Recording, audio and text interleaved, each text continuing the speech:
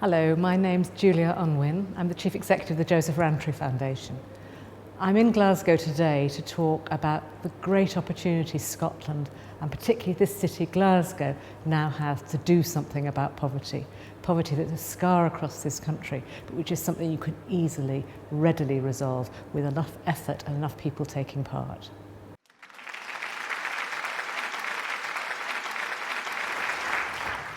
Thank you for that welcome, and thank you, Carol, for nice words. No pressure, really, from what she's asked me to do today.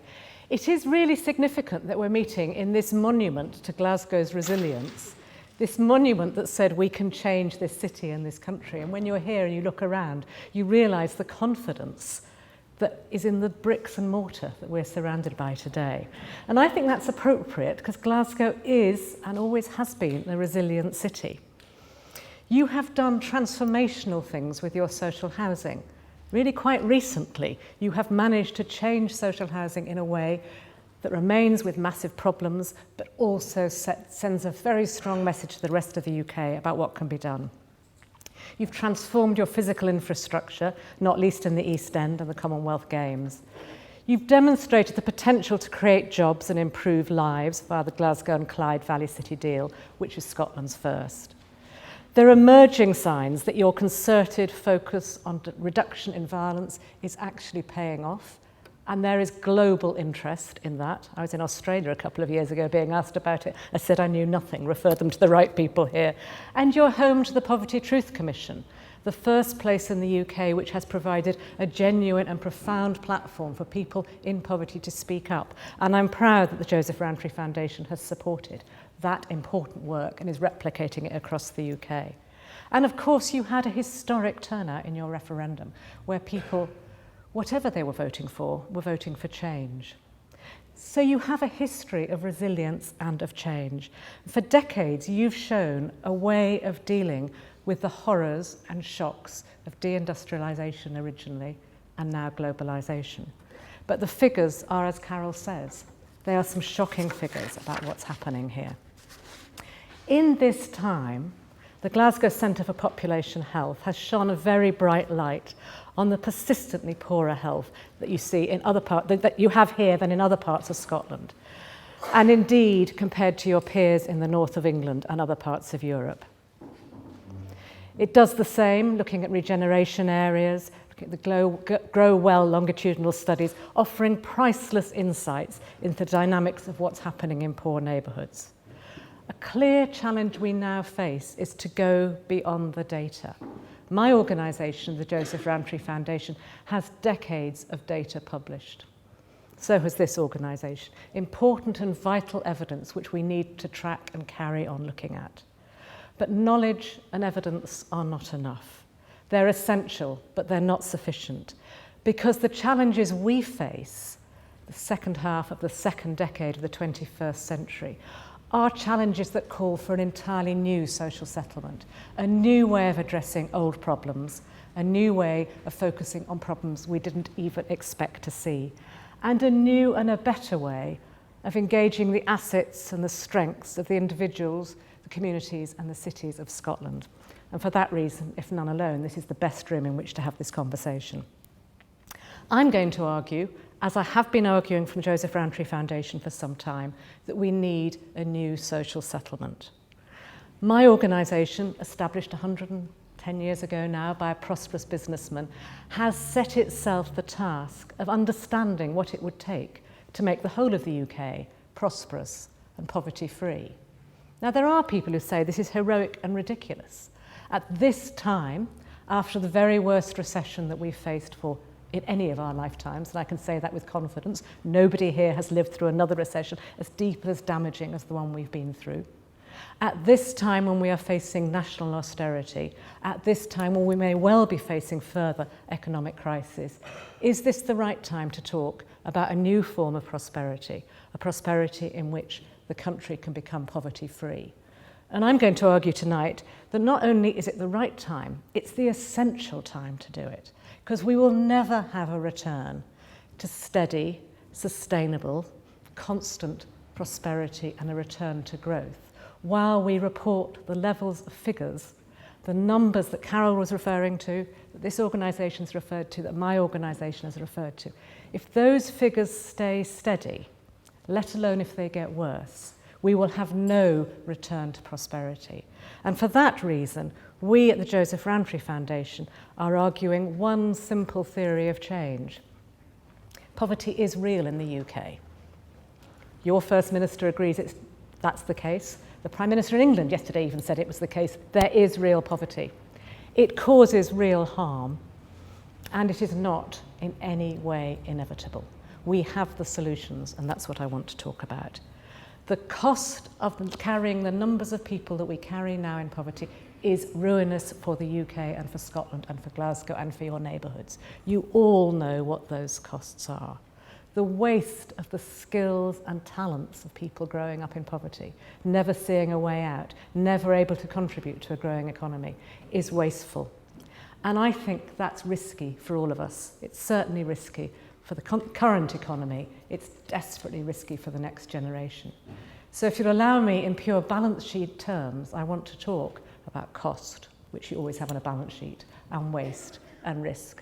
I also think the levels of poverty are wrong, but they are bad for all of us. And that's the case I want to argue today. Now, why is now a different time? What's changed? There are a number of things that have changed very significantly. Scotland is fully, firmly part of the global economy. A global economy that can bring enormous gains and economic value, but one that also brings you risks and challenges.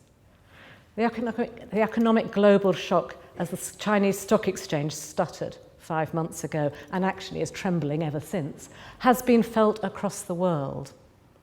We all now know that changes in Beijing or Shanghai will have an enormous effect on parts of Glasgow in ways that we perhaps didn't understand before.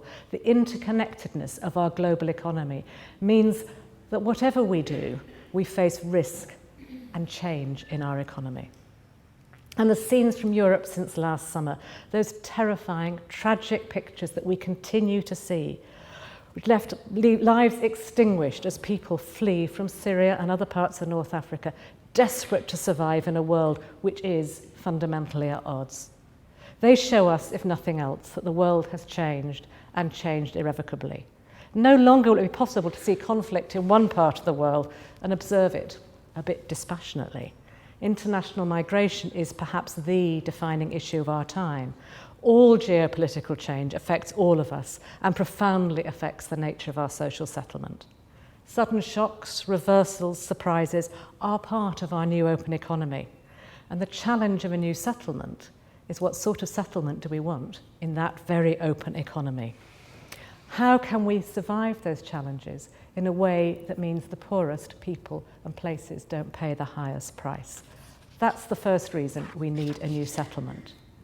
This open, interconnected economy brings undoubted gains.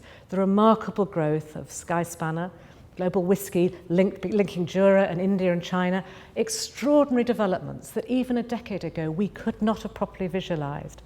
But the slump in the global price of oil has already had a major effect on the economy here. And only 8 years ago, reliance on banking and finance was revealed to be as much a liability as an asset when things went so badly wrong at RBS and the Bank of Scotland. We can sit around and bemoan modernity and long for an earlier day when everything was simpler. But actually, there are benefits and gains from this sort of modernity and an open economy. Our challenge is to balance them with the losses and shocks. The economy, the global environment is changing, and there is no hiding place. The second massive change is to our demography, our population. It's no coincidence. We're talking about in a centre for population health. Our demography looks very different. The Scottish population is growing slowly, but steadily, reversing decades of decline. It grew by 4.5% in the decade up to the last census, reflecting net inward migration and natural population growth. But contrast that with 20 years ago, when the discussion was about declining population. Populations change and it affects us. You have an ageing population, as does the rest of the UK. The population of those aged over 65 grew in the same period by just over 10%. But in the cities, we see a very different story.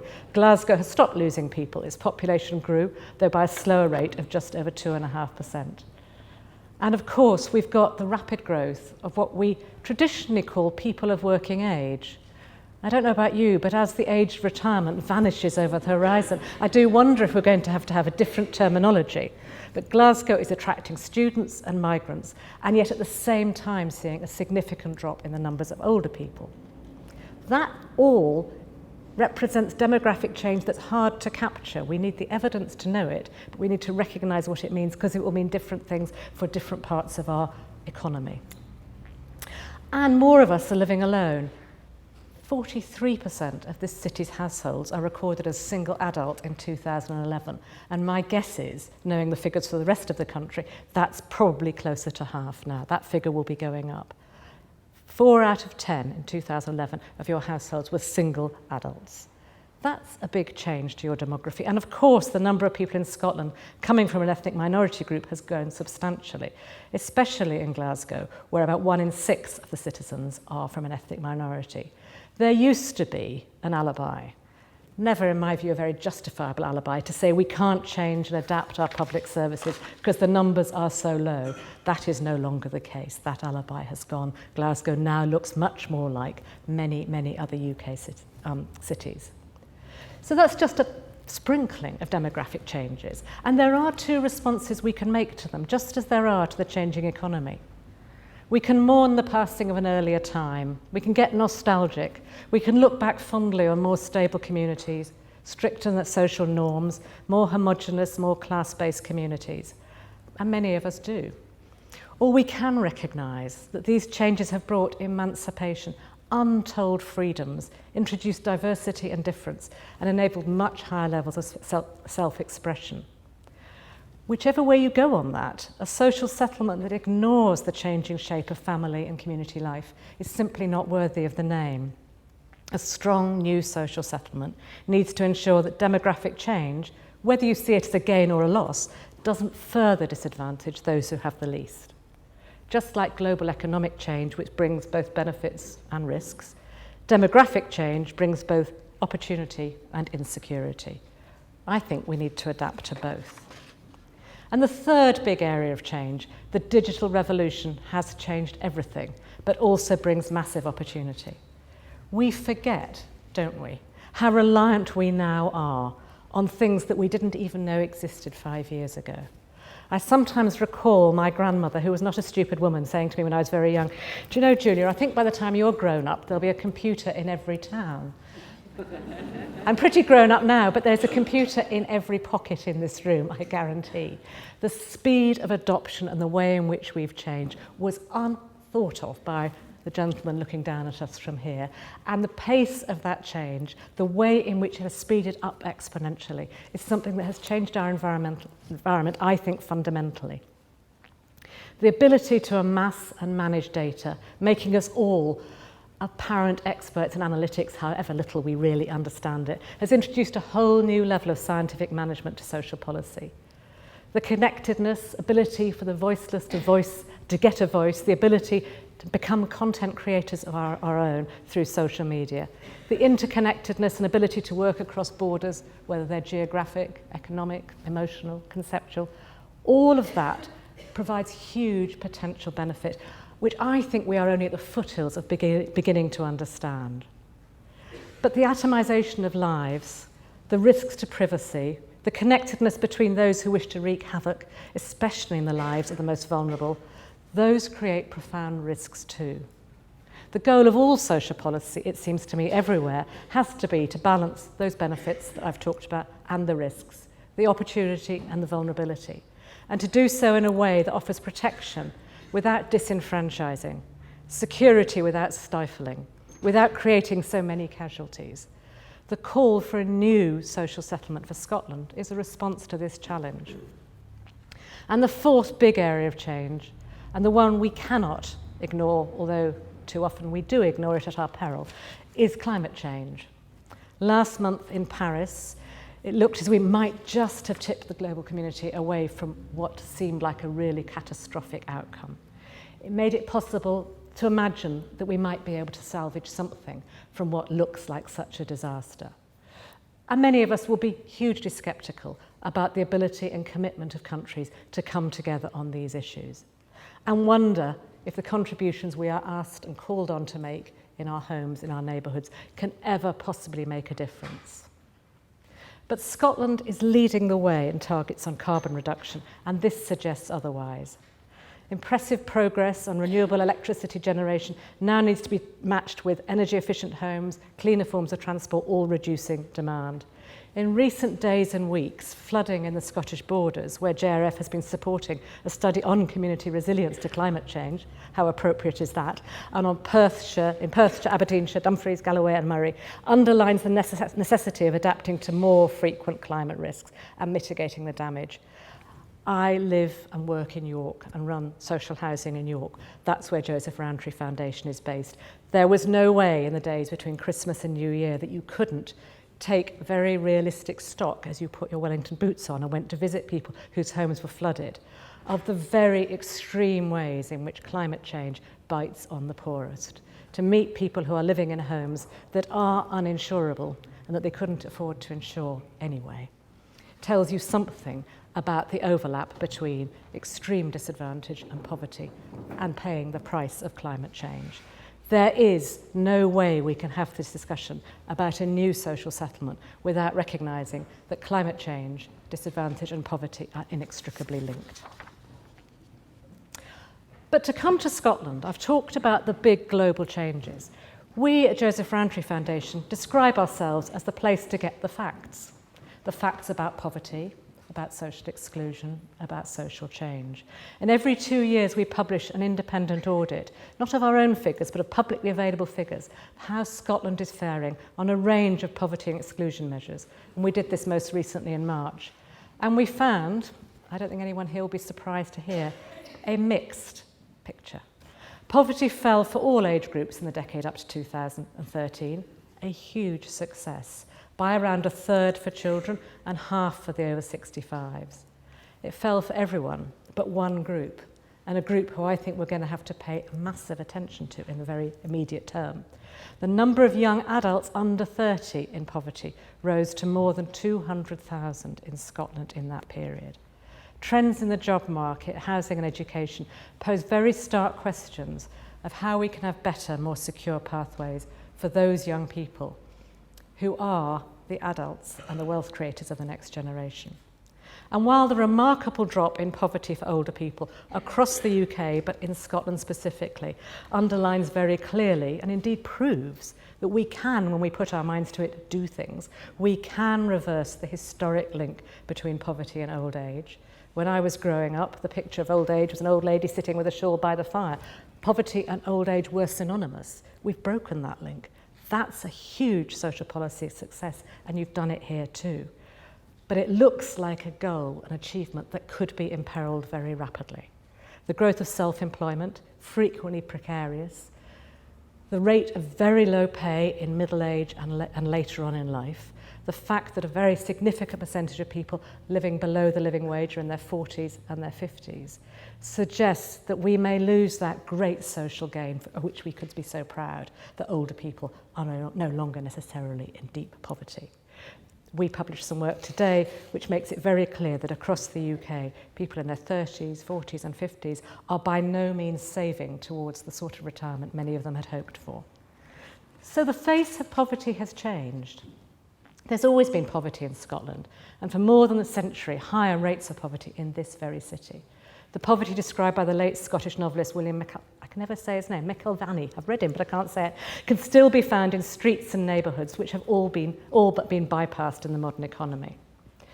But that picture of poverty takes its place along the new face of poverty, the new face which is under 40, poorly paid, with very few prospects, and increasingly privately renting expensive, poor quality, short-term housing. Our definition of poverty is that people are poor when they lack the material resources to participate and lead full lives. And today it is just as likely that a family living in poverty will include adults who are going out to work. Low pay, irregular hours, short-term contracts and unreliable work are the challenges facing modern families who are poor. And what is more, poor people are now very much more likely to be disabled, experience poor mental health or a long-term health condition. Poverty is closely associated with disability, and at a time when, for very good reasons, we should be celebrating the fact that there are a much higher percentage of people with disabilities and long-term medical conditions in our population. More and more of them are poor. Poverty looks different, and we will require different responses, a different narrative, and a different set of solutions. The number of Scottish households in poverty is now spread evenly by tenure. It's fallen substantially in the social rented sector, as you might have expected, as average rents have been maintained at an affordable level and pensioners are a much larger share of tenants. But it still affects more than 350,000 social tenants. A significant number of people whose landlords are themselves determined to do something about poverty. It's fallen more gradually among owners, but nearly as many owners struggle to afford the upkeep on their homes because of poverty, another 300,000. And in the private rented sector, which is going like a train south of the border, I can tell you, it's doubled in Scotland in the last decade, although from a very low base. But the number of people living in poverty has doubled to more than 250,000. This growing risk is faced predominantly by younger households with fewer choices, with average rents accounting for a rising share of income. The sector accounts also for a disproportionate share of households below tolerable standard and half of all calls to Shelter Scotland helpline. So housing and the nature of the labour market are creating a different picture of poverty, one which has familiar features and new features too. But we would also say that people who are poor face much higher costs. The 5-year inflation rate has been higher for poorer households. The bottom 10% of the country, in terms of spending, face an average annual price increase of 3.7%, according to the ONS, compared with 2.3% for the top 10%. It's quite a significant difference. The bottom 10% have that much higher rate of inflation. We've even discussed whether we should have a poverty rate of inflation. It is so much higher, as I'm sure most of you will recognise, because the largest part of the budget for poorer households goes on all those costs, which we all know have risen so rapidly, on heating, on housing, on food, on childcare, on the costs of borrowing. The poor continue to pay more where internet access is a requirement for anyone wanting to control costs. The disabled woman living alone with her children and only able to make it to the corner shop will be facing a far, far higher cost than the car-driving internet surfer, or even a low-income family with easy access to Lidl or Aldi. Faced with this barrage of statistics, it's easy to think this problem is insuperable. We can all put our head in our hands and say there is a dreadful inevitability about poverty. It's always affected the same families and communities no matter what we do. Those voices are out there and they are very loud. They're joined by voices which say we can feel terribly sorry for people who, for whatever reason, struggle to make ends meet, but really it's a problem without resolution. We can say that. Or we can say, just as easily, there is an issue of poverty, it does need to be addressed, but really it's not a problem of our own making, it's caused mainly by pick and mix. The UK government's approach to welfare reform, yes, probably. Or it's caused by the additional costs of goods and services due to EU regulation, possibly. Or it's caused by poor people themselves failing to take advantage, possibly. It could be any of those. I'm arguing tonight there are real dangers in placing responsibility with them instead of us, allowing this to be the prism through which we think about, talk about, seek to act upon poverty, with or without the collusion of the media and all the other voices shouting in our ears, holds us back from a powerful, inclusive response.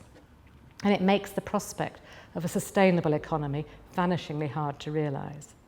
A practical, costed, carefully developed plan, rooted in sound evidence and in experience, can end poverty in Scotland.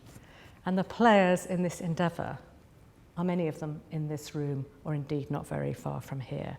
We don't need to ask permission from anyone to start work on ending poverty. I want to use the 3 Ps of the Scottish Child Poverty Strategy to sketch out how such a plan could be shaped. I use them quite shamelessly because Joseph Rowntree Foundation's own strategy has just stolen those 3 Ps because we think they're a clever way of looking at, but we've added a 4th of prevention. We know only too well the gulf between the vision, as you set out by the Christie Commission, and the difficulty of aligning plans and resources. We are not naive, but we do know that if we don't face this challenge, even in the face of major reductions, which obviously we're all facing, we will never get to the stability and security that the next generation require of us. If our organising purpose is to reduce the numbers of people in poverty, if we are deadly serious about that being our organising purpose, we can succeed. And the first P is about the pockets. The pockets of people who are poor are empty. And they're empty, obviously, self-evidently, because of what's going in to those pockets and also what's going out. In terms of income, of course, wages matter. Hugely welcome that the UK government has recognised the need to raise the minimum wage, even if it's done it in a way that some of us think is a bit careless, done on a timescale in a way that's caused other problems. But at least there's a recognition, finally, that a basic level of income matters, even if only those over 25 who are so recognised. Scotland is further ahead on extending what I would like to call the real living wage, the voluntary living wage. Working with employers and supported by the Scottish Government, the Poverty Alliance is progressing towards having 500 accredited living wage employers by March. The need for leadership is really clear here. 1 in 5 of the Scottish workforce, 440,000 people, still earning less than the living wage. That means earning less than all our research says you need to lead a decent, sustainable way of life. It's the second lowest rate in the UK, but I wouldn't celebrate too much. It's a number that's still rising. Households with only part-time jobs, women, of course, women leading these households, young people, and those in rural areas are most affected. But fair work is not just about wages, and pockets are not just about wages. An hourly rate that allows a life above subsistence is fine if that work is regular, full-time, guaranteed.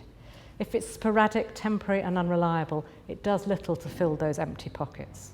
A volatile global economy means that sporadic work with little protection is likely to grow rather than diminish. So we need an economic strategy that addresses the need for secure employment and a social settlement that recognises temporary instability to make sure that this volatile economy doesn't extract an impossible price from poorer households while providing ever greater opportunity and wealth for the better off. Pressure on incomes has undoubtedly been eased by some of the profoundly right choices made here. The Scottish Welfare Fund, the expansion of discretionary housing payments have reduced the risk of some of the more severe poverty we've seen in the rest of the UK. And of course, extra funding for debt and money advice is one of the most effective ways of helping families take control of their finances. But costs, the money going out of pockets, matters too. It's 40 years since the seminal work, The Poor Pay More, was published. But if anything, this issue has only become more acute. There are costs of access. The public panels convened by JRF to determine the minimum income standard say that having a car is essential if you want to drive down household costs. Shopping only from a corner shop in the local food deserts in which so many poor people are trapped increases costs, reduces quality. Access to the internet is really regarded as essential. For so many of us, it's become a giant cost comparison toolkit. A lack of access to transport, the internet, and forms of banking which offer appropriate control all add to costs. But so too does charging.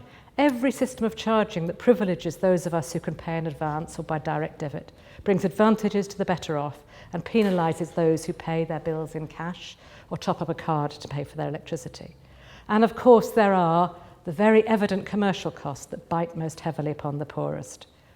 Walk into Bright House, anywhere in the country. Walk into Bright House and see the brilliant offers.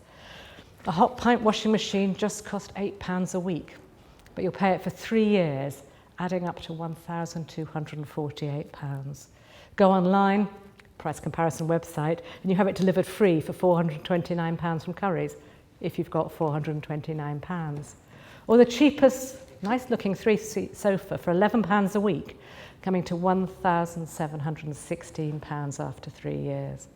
All displayed very beautifully, incredibly attractive. I recommend it to anyone to go and have a look, offering eye-watering costs, instant reward, and a trapdoor into catastrophic debt.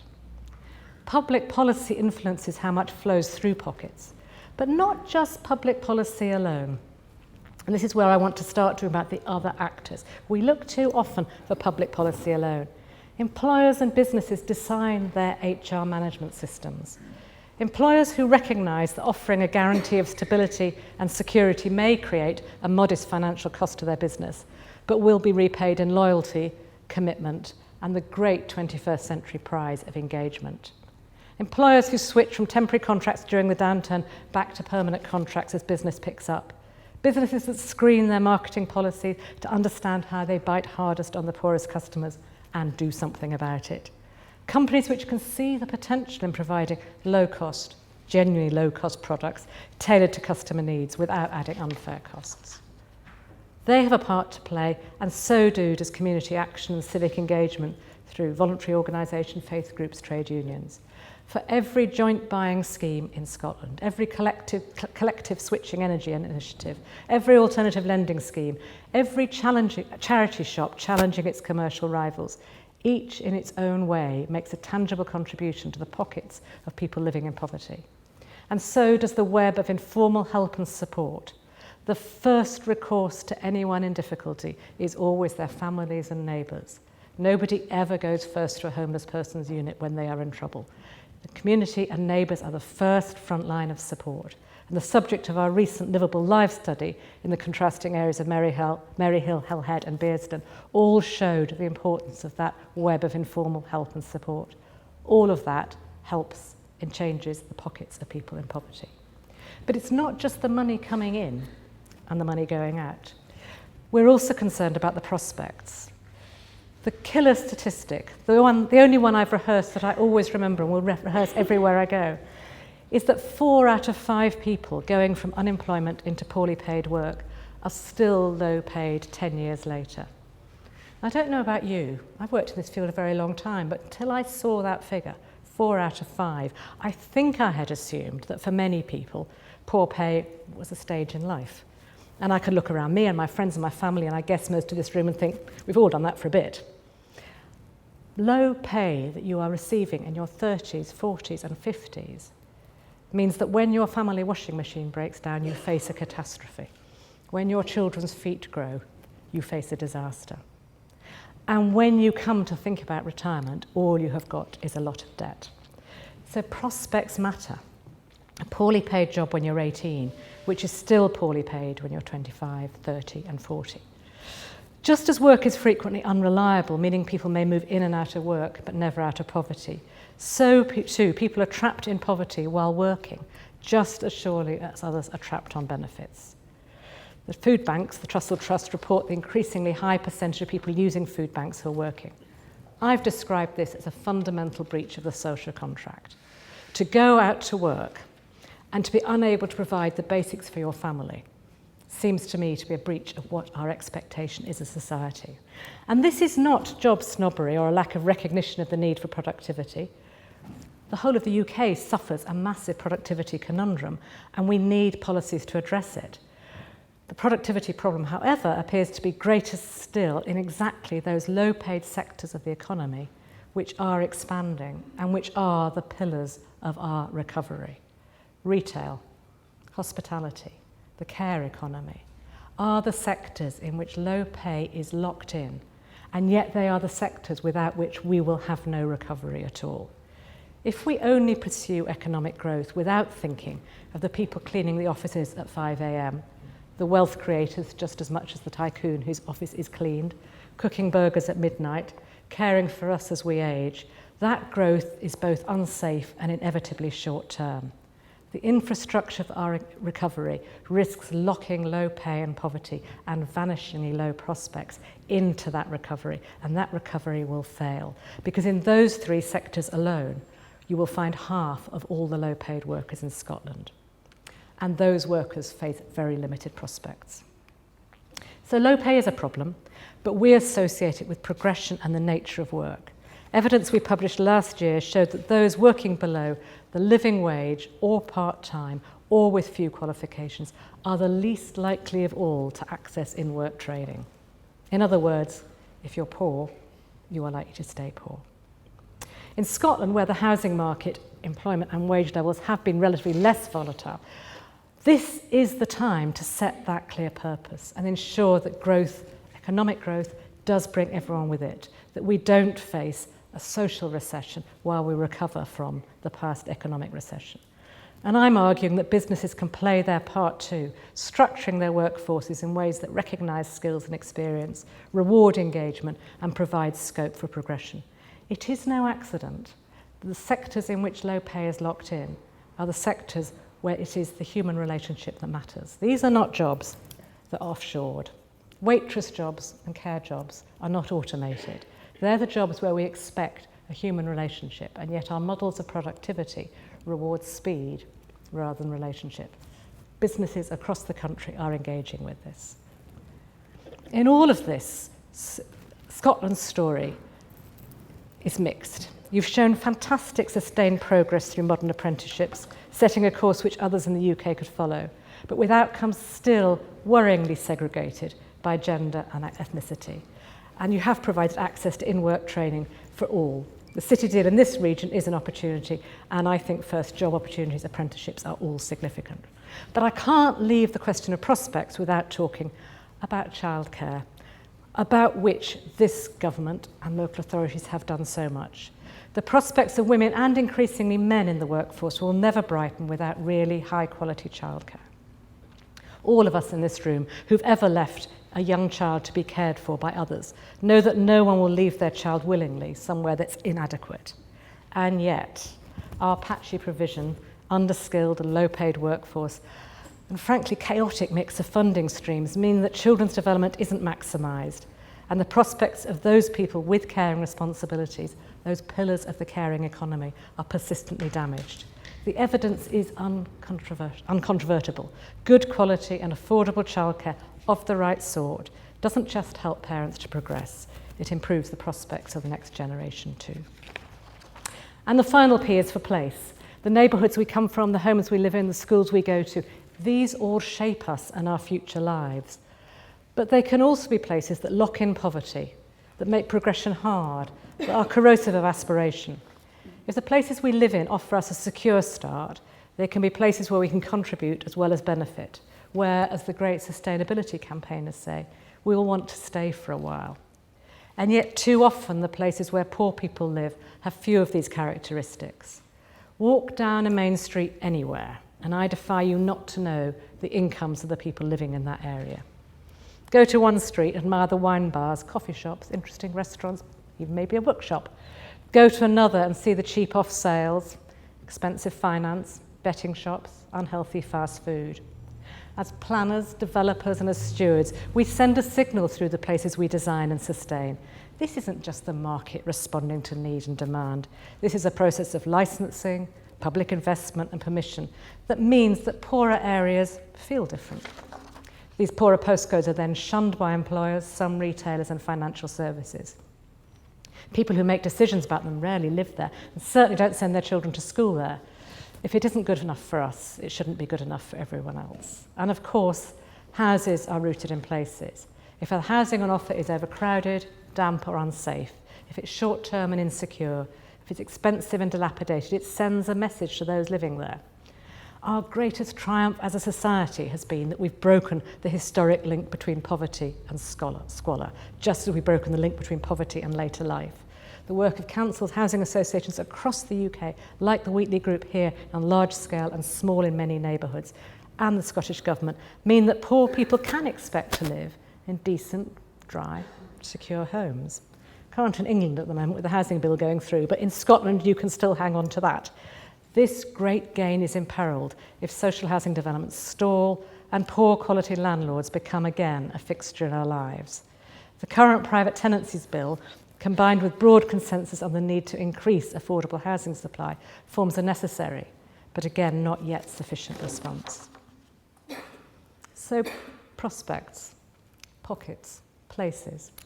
Scotland has a clear and stated commitment in principle to extending social justice and tackling poverty. I think it's now got an opportunity to signal something quite different, which will show the way in the UK, but also in Europe. You can signal in this country and indeed in this city. In this country, in this city, if ill health, bad luck, low pay, divorce, or frankly poor decisions make you poor, and they may well do for most of us at some stage, we in this city, in this country, know how to intervene to make sure that experience is brief and doesn't scar the next generation. Bad things happen. Good societies can help people get out of them. In Scotland, it could be that you could signal, employers ensure that people are trained for the jobs not of yesterday but of tomorrow, and that know by offering fair work they're also building a strong, resilient economy. It's the second thing you could do. In Scotland, you could say, we know we're subject to global shocks and changes, we're ready for them. We know how to ensure the poorest people and places don't pay a high price for change. We have the systems ready to deal with the shocks that are inevitable. In Scotland, you can say, we have public and private services that mean people, even on low incomes, can live decently and in community with others. And in Scotland, the next generation could be made able to contribute and support both the community and the economy, regardless of the income of their parents. At the Joseph Rowntree Foundation, we're focusing our resource on mapping out what's needed for Scotland and the whole of the UK to be prosperous and free of poverty. We know the path is incredibly complicated. We know that we'll only achieve lasting change if all of us focus on poverty reduction as part of our organising purpose. But we also know that the prize is great. A stronger, more resilient city and country will only be possible if we have a just settlement that means that poverty no longer scars this place. The title of my talk was Why Fight Poverty?